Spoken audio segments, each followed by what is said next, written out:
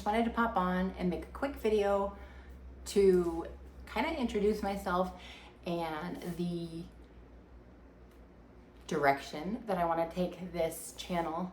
And not sure if it's just going to be for my friends and family, or if my ideal situation is that someone else will see this and get inspiration or ideas, or just feel motivated to either craft or upcycle or sew, or I guess sewing could be crafting, but anyway, to just be inspired.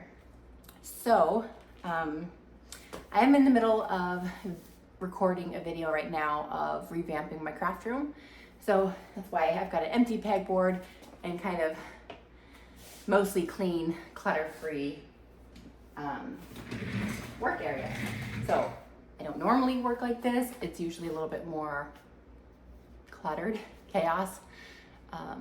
But yeah, like I said, I'm in the middle of creating a video showing how I'm gonna refresh this craft space and add some pegboard that I got from Home Depot instead of going to IKEA or Amazon and getting the expensive systems. So if you're interested in that, then subscribe to my channel and go watch that video. Not sure how to link things yet, but I'll try to include that somewhere here when it's up. But yeah, so if you're intrigued in that idea of upcycling and crafting, and I've got a Cricut, so I'll do a lot of that stuff. And yeah, always like adding different mediums to my I don't know, niche, repertoire, I don't know. But yeah, so I love playing with all sorts of new mediums. One day I'd love to get a laser machine, die cutter, but obviously that's not quite in the budget right now. But yeah, so in the meantime, please comment if you like it, like my video. I don't know, it's just have fun. So I've got a lot of crafters that I watch. They're just real, supportive, and they kind of craft in a bunch of different, just variety of different types of crafts. So I kind of want to be like that, basically transparent as far as crafting. I'm not going to dump my whole life story here, but as far as crafting goes, it's a wonderful outlet that I think not only gives your mind some productive headspace, but also it's just exciting to see what you can do and how you can craft and make something with your own hands. So you can see it from the beginning to the end, and that just satisfies me to no end. I'm the person that I will not hire out unless I can try to do it myself at first. Obviously, if it's like plumbing or fixing a car or something, I can't do that. Well, I mean, I have.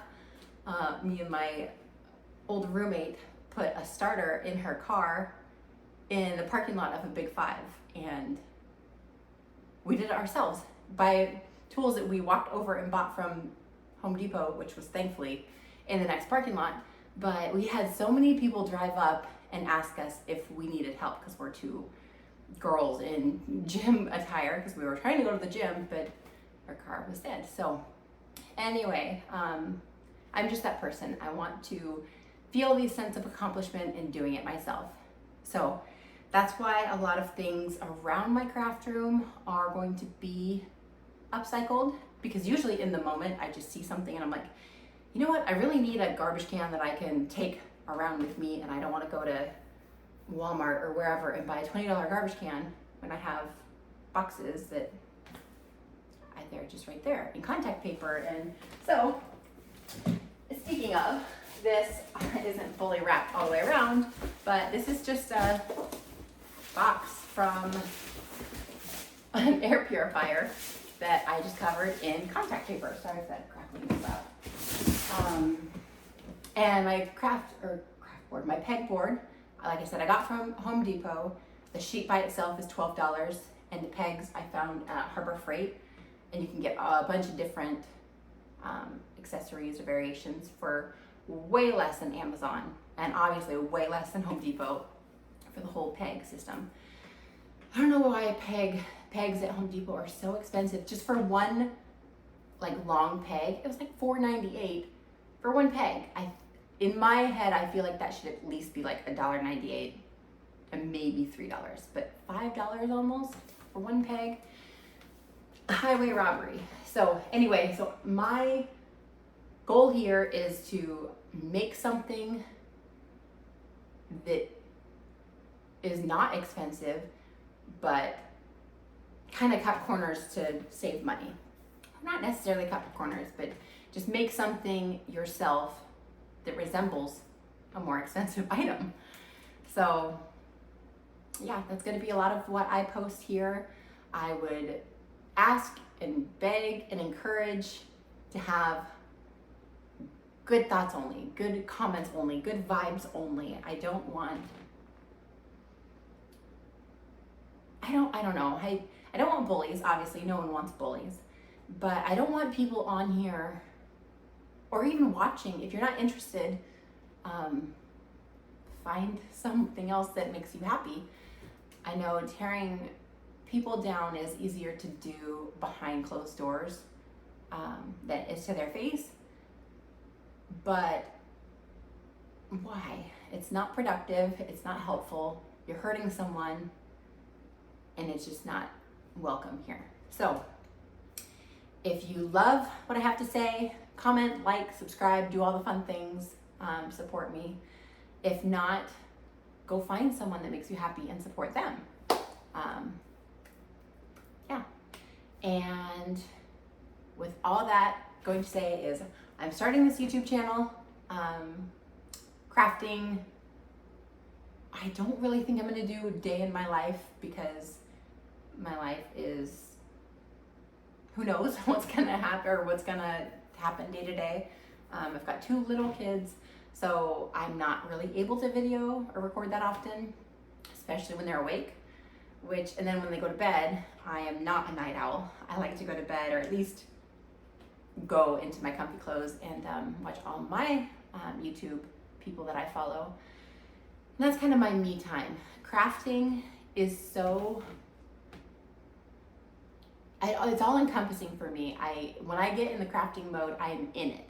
I'm committed to the project or to just in that feeling.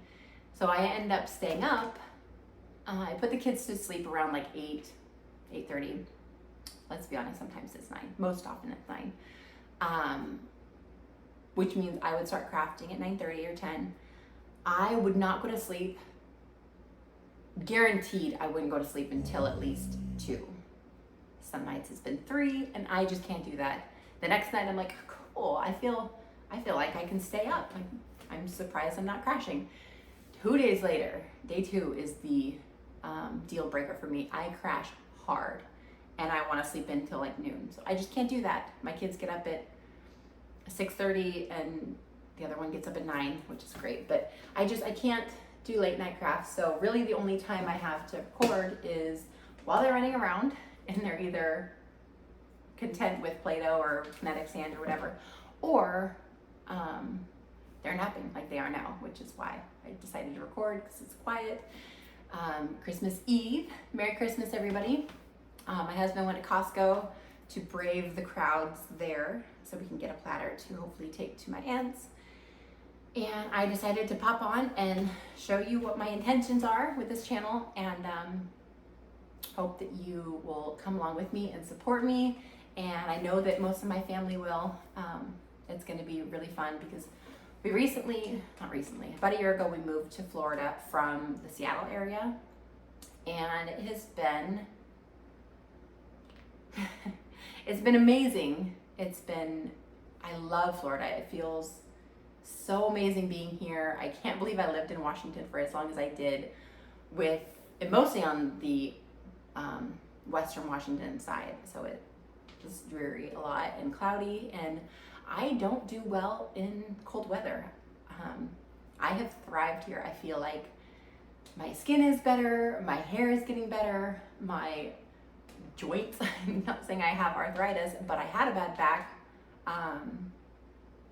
And I don't think it's completely healed from the Floridian sun and humidity and air and everything, but I think it's just a whole mind body encompassing.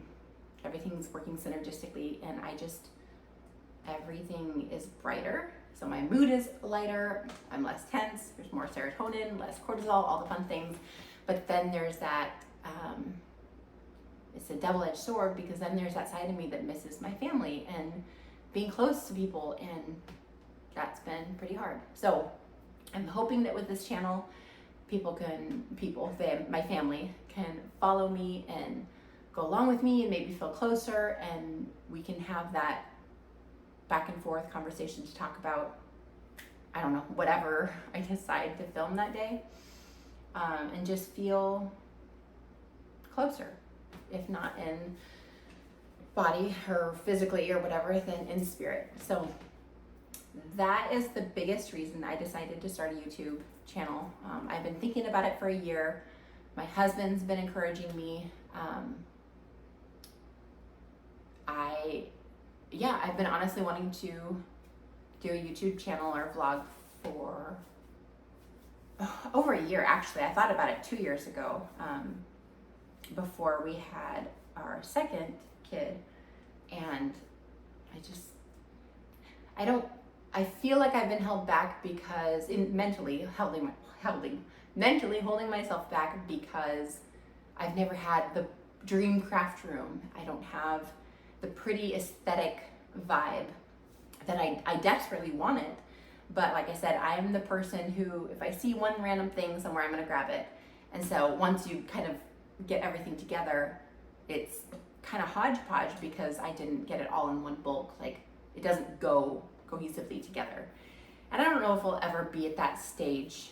Maybe it would be really cool to be able to go to IKEA or Michael's or wherever and drop however many thousands of dollars, just get a whole complete craft room of my dreams, like dream craft room. But even then, I don't think I'll be that person, because I love upcycling and doing things, making something that was just mundane and boring and just basic, and turning it into something functional and pretty and me. So there's that. Like I said, I'm transforming this area. I'll show you a picture of what it used to look like here. And it wasn't ever that bad. This is a house that we're renting, so we're not really trying to do any permanent fixtures, which I'll show you that in the videos too. So I'm trying to make it as renter friendly as possible, but also being able to utilize my space and make it more efficient and functional for me, as well as pretty. So follow along with that video. I think it's gonna be a few part section, because I have different stations. So I have my computer, and then general like crafting, vinyl weeding area here. And I have my product area and kind of cabinet that houses all my other crafts. And then my resin area, I'd like to get a heat press, table, shelf system to put all my heat sources on. And then eventually I'd love to get another setup for my sewing machine. So that way it doesn't have to be down here hidden away, and I have to haul it out whenever I decide to sew something. It'll be there at the ready, and I'll be motivated to sew more things and get the random items out of my closet that just need a quick little sewing love, I guess, TLC. So follow along with me if you want. If you don't, that's fine. If you do, I don't know, come with me, share, comment. I want to have a community where I can ask my followers or my friends or my family what I can do in this situation. When I stall or I have an issue that I don't know how to get around, I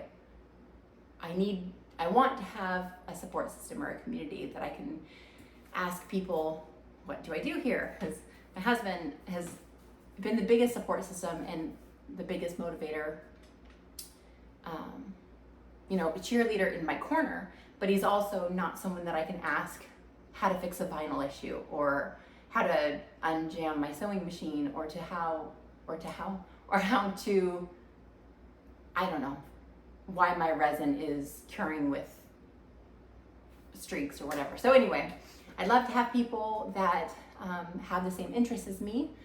And if that's you, please follow with me, and I don't know, let's have fun.